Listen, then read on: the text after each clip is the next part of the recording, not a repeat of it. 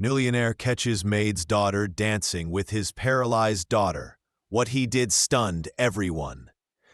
It began with a sound this house hadn't heard in years. Laughter. In the sunlit garden, Sophie, the millionaire's paralyzed daughter, was smiling. Because little Luna, the maid's child, was spinning, dancing, twirling her hands with hers. But then, his shadow appeared. David Morrison, the man who owned the mansion. The man who believed joy could be bought and controlled. His voice thundered, "Get her away from my daughter." Luna froze. Sophie's smile vanished. And in that silence, a vow was born in the maid's daughter's heart. Years later, when fate brought them back together, what David did left the entire town whispering. The Morrison mansion sat on the edge of the city like a cathedral of stone and silence. Its marble floors echoed with footsteps. Its halls smelled faintly of polish and wealth. But for all its grandeur, it was a house without laughter. David Morrison had built his fortune on real estate deals and ruthless negotiations. He was a man who could bend politicians with a phone call. But when it came to his own family, he was powerless. His only daughter, Sophie, had been paralyzed from the waist down after a tragic car accident 2 years earlier. Since then, the mansion had grown quieter, colder, like even the walls had learned not to disturb the grief. Sophie's mother had long passed, leaving the girl with only her father and the rotating staff of maids, cooks, and caretakers. Most days, Sophie spent her hours near the window of her room, staring out at the garden she could no longer run through. Not alone. In the garden, sunlight fell across 2 figures. One was Sophie, pale and fragile in her wheelchair. The other was a girl with warm brown skin and hair tied back with a red ribbon, Luna, the maid's daughter. She was only 9, but her spirit was larger than the mansion itself. Luna twirled barefoot on the grass, humming a tune only children seemed to know. Her hands clasped Sophie's, guiding her arms to move with the rhythm. Sophie giggled, a sound that hadn't escaped her lips in months. The birds seemed to sing louder. The air itself seemed lighter. For the first time in a long while, Sophie looked like a child again. But then, a shadow fell across the garden. David Morrison stood on the balcony above, his eyes narrowing as he took in the sight below. His daughter, laughing, with the maid's child. His jaw tightened. His grip on the railing whitened his knuckles, and without another thought he stormed downstairs. The heavy doors of the mansion banged open. Sophie flinched at the sound. Luna stopped mid-spin. "What is going on here?" David's voice cracked across the garden like a whip. The girls froze. Carmen, the maid, rushed forward from the kitchen steps, her hands still wet from scrubbing. "Sir, please." But David cut her off with a glare. He marched straight to the wheelchair, his presence towering over both children. "You," he pointed at Luna, his finger shaking with rage. "You do not belong here. Do you understand? This is not your home. This is not your playground." Luna's lip trembled, but she held her ground. She looked up at him, eyes wide but steady. "Papa, please," Sophie whispered, her voice fragile. "She's my friend." "Friend." David spat the word like it was poison. "You are a Morrison, and she is—" He stopped himself, but the disdain in his tone said it all. Carmen stepped forward, pleading. "Sir, she only wanted to cheer Miss Sophie. Please, forgive her." David's eyes darted from Carmen to Luna, then back to Sophie. His chest heaved, torn between anger and the faint memory of his daughter's smile. But his pride won. He grabbed the wheelchair handles and yanked Sophie back, away from Luna. "Enough. From now on, you are not to see each other again. Do I make myself clear?"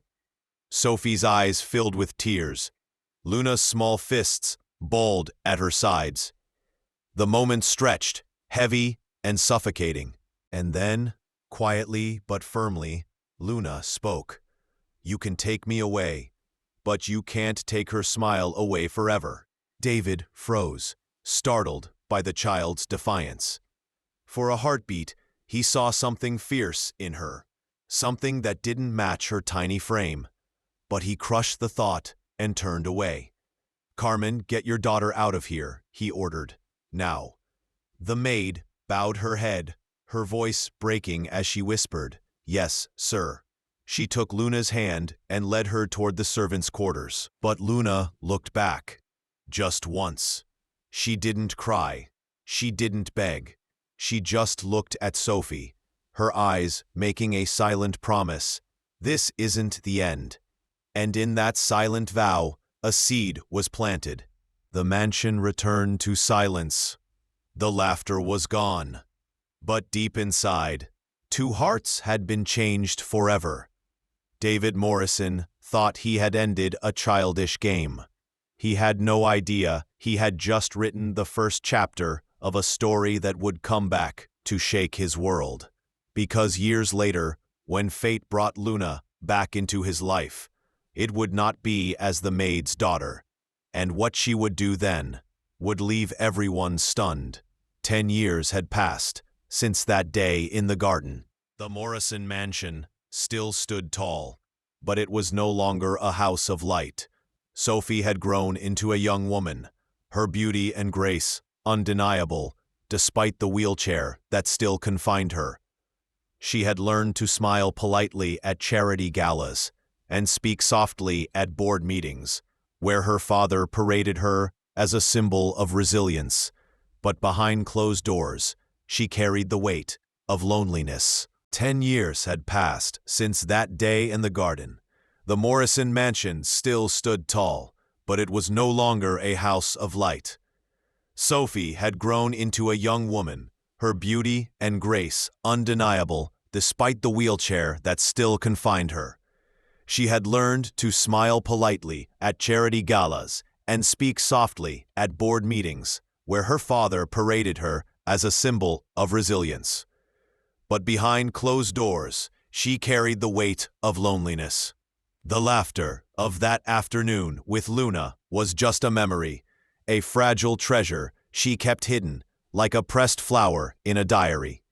But Sophie sat quietly at their table, watching couples glide across the dance floor. The violinists played a haunting tune, and she tried not to let her heart ache. Then an announcement was made. "Ladies and gentlemen, please welcome to the stage tonight's featured performer, Luna Rivera." Sophie's breath caught. The name struck her like a thunderclap, and then she saw her. Across the ballroom, stepping into the light, was the maid's daughter. No longer the barefoot girl with the red ribbon, but a young woman radiant with poise. Her dress shimmered like liquid gold, her eyes bold, her presence magnetic. She began to dance. Every movement was fluid, powerful, alive. The room fell silent, mesmerized. And as Sophie watched, tears welled in her eyes, not just from the beauty of it, but from recognition.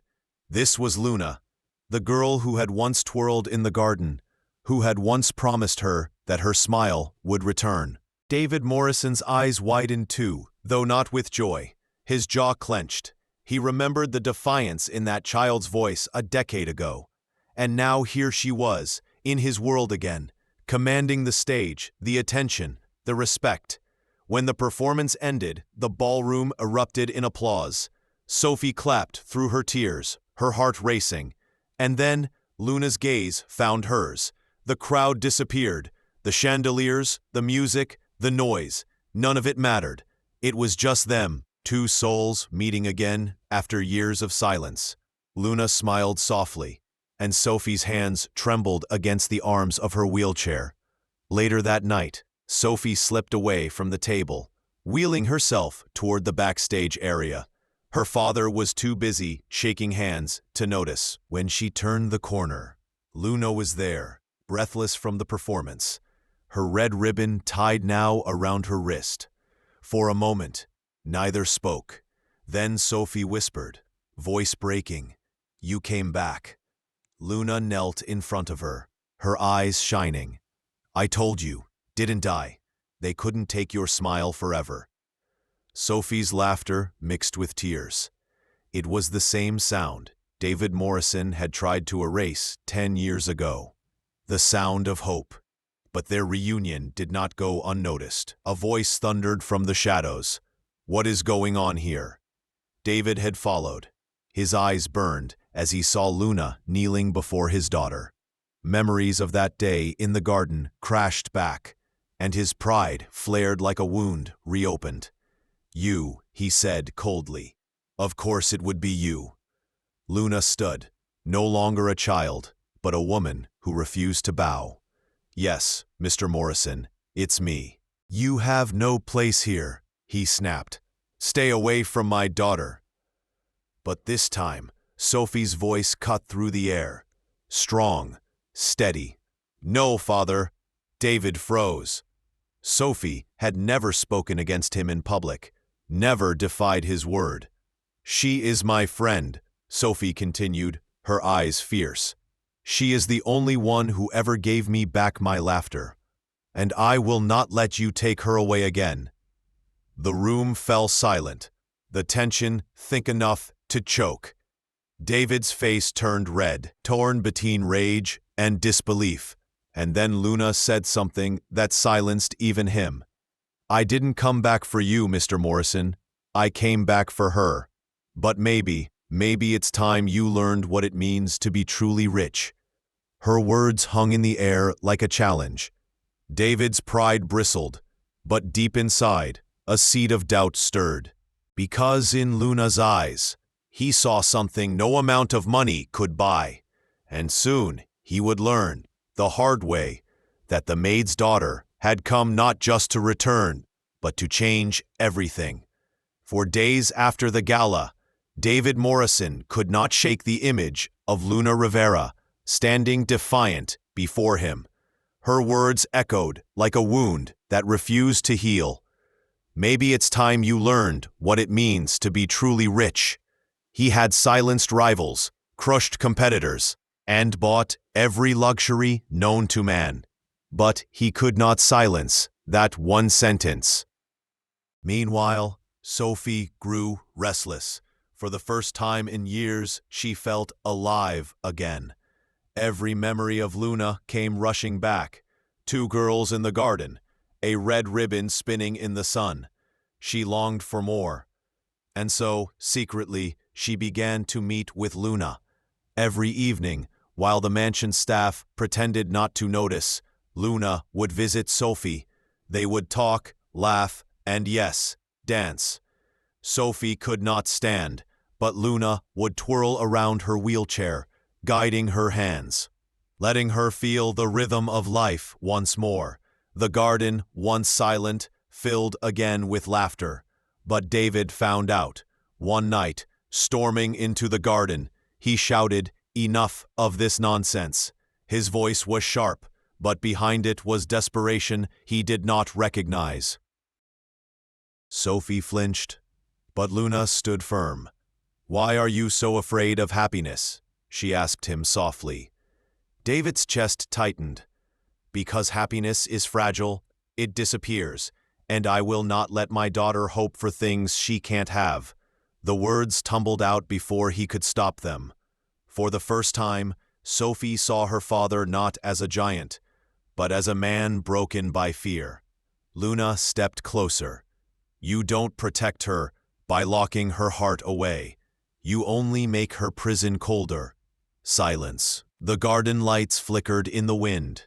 And then Sophie spoke, clearer, stronger than ever before. "Father, don't you see? I may never walk, but when I am with her, I fly." David staggered back as if struck. His daughter's words pierced him deeper than any insult or challenge ever had. That night, he sat alone in his study, staring at the walls lined with awards and contracts. None of it filled the emptiness inside him. For the first time in decades, David Morrison wept. The next morning, he made a decision. At breakfast, he placed a small velvet box before Sophie. She frowned, curious, and opened it. Inside was the same red ribbon Luna had worn as a child, carefully preserved. David's voice trembled. I kept it all these years, not because I hated her, but because that day haunted me. I thought she was stealing your joy, but the truth is, she gave you something I never could. Sophie's eyes filled with tears. Then let her stay. David nodded, his pride cracking, his heart finally bending. Yes, let her stay. That evening, when Luna returned, David did something that stunned not only his daughter, but the entire household. He walked into the garden, carrying no anger, no threats. He simply bowed his head. Luna, he said quietly, I was wrong. You gave my daughter back her laughter, and for that, I owe you more than I can ever repay. The maid's daughter, the girl he once dismissed, stood tall. She did not gloat. She simply smiled and placed the red ribbon gently into Sophie's hands. From that day forward, Luna was not just a guest. She was family. And the millionaire, once trapped in his pride, discovered the one truth he had spent a lifetime avoiding. Wealth is not measured in gold or power. It is measured in the laughter you protect, the dignity you honor, and the love you allow to bloom, even in the most broken places. Final moral echo.